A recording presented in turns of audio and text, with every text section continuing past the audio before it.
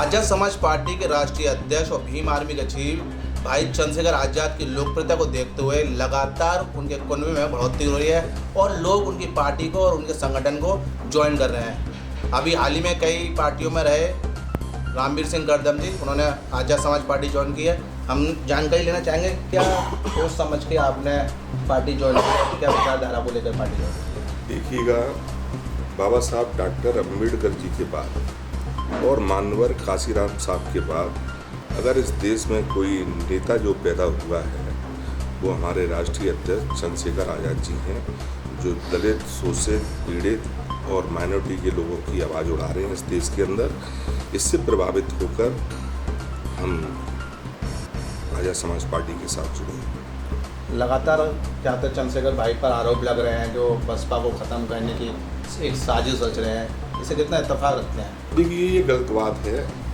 आज जो जनता के बीच में जो मेहनत करेगा, जो जनता की आवाज़ को उठाएगा, जो पीड़ितों की आवाज़ को उठाएगा, जो शोषितों की आवाज़ को उठाएगा, जो बाबा साहब डॉक्टर अम्बेडकर जी के मिशन को आगे बढ़ाएगा, आज जनता उसके साथ है।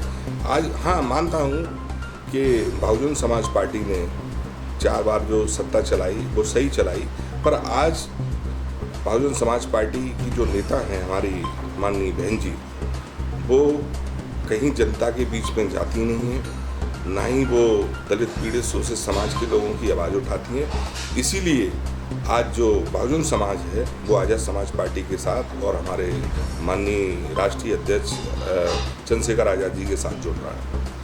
लगातार चंद्रशेखर भाई आवाज़ उठा रहे हैं, जैसे आप कह रहे हैं, लेकिन जैसे आपने कहा कि बहन जी जनता के बीच में नहीं जा रही हैं, उनको मौका नहीं दे रही हैं जनता से अपनी समस्याओं को सुनने का, तो क्या चंद्रशेखर भाई से अपेक्षा की जा रही है क्या वो लगातार अपनी जो शैली है जनता के बीच में जाने की ये बरकरार है? क्योंकि अभी तो वो सांसद हैं, उनके बड़ी जिम्मेदारी है। जब किसी व्यक्ति के पास बड़ी जिम्मेदारी होती है तो कहीं ना कहीं उसकी जिम्मेदारियाँ बढ़ जाती हैं और फिर वो कहीं ना कहीं अपने अन्य कामों को लेता है और संगठन को देखता है। तो क्या वो इस शैली को लगातार बनाए रखेंगे?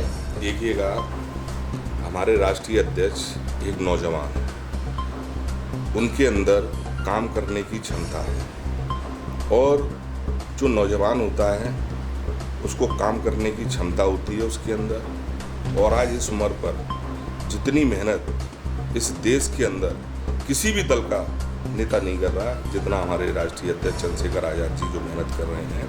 और हमें ये लगता नहीं है, हमें पूरा भरोसा है कि आगे भी दलित, पीड़ित, शोषित समाज के लोगों की हमेशा वो इससे भी ज़्यादा मुखर होकर लड़ाई लड़ेंगे और दलितों को न्याय दिलाने का काम करेंगे। अभी आगामी जिला परिषद चुनाव भी आ रहा है, विधानसभा चुनाव भी आ रहा है, तो क्या है लग रहा है कि आजाद समाज पार्टी कहाँ खड़ी होगी?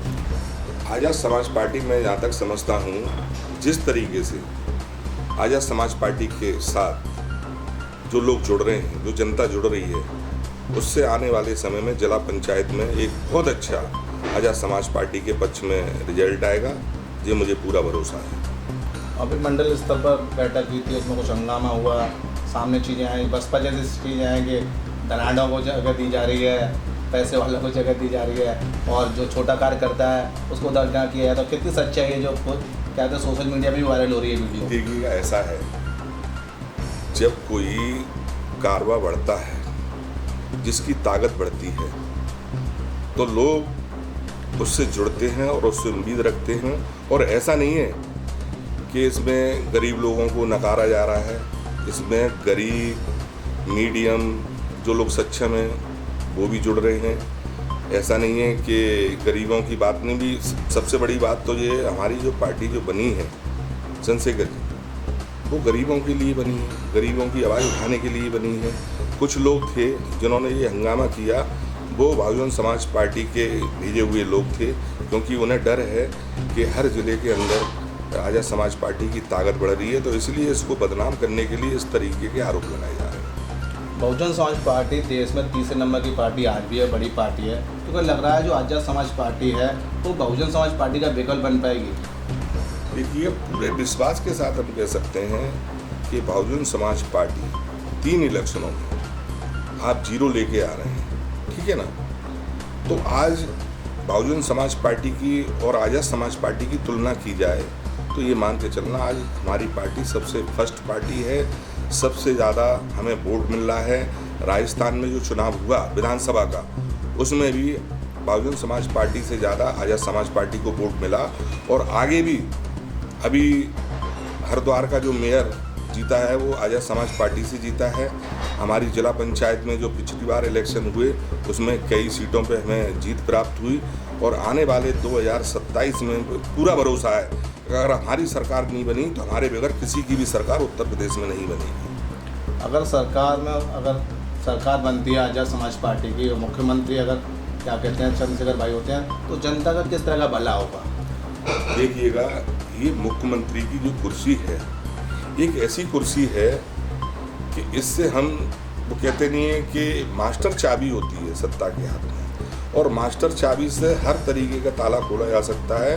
तो सरकार ने मुख्यमंत्री बनने के बाद मैं समझता हूँ कि ये पहले मुख्यमंत्री होंगे जो दलितों का बहुत बड़ा उत्थान होगा।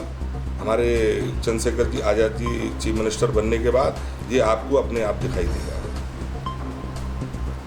तो ये थे रामवीर सिंह करदम जी, आज़ाद समाज पार्टी फ़िलहाल अभी ज्वाइन की है इन्होंने। बड़े कद के नेता रहे, इनकी क्या कहते हैं परिचय देने की किसी को आवश्यकता नहीं है।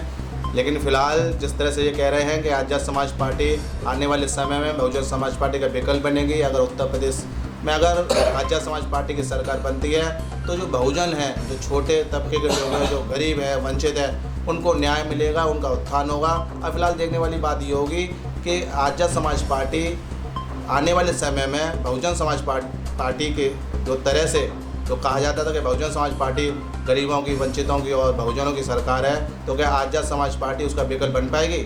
7 इंडिया न्यूज़ के लिए भगवान सिंह के साथ गीतम सिंह।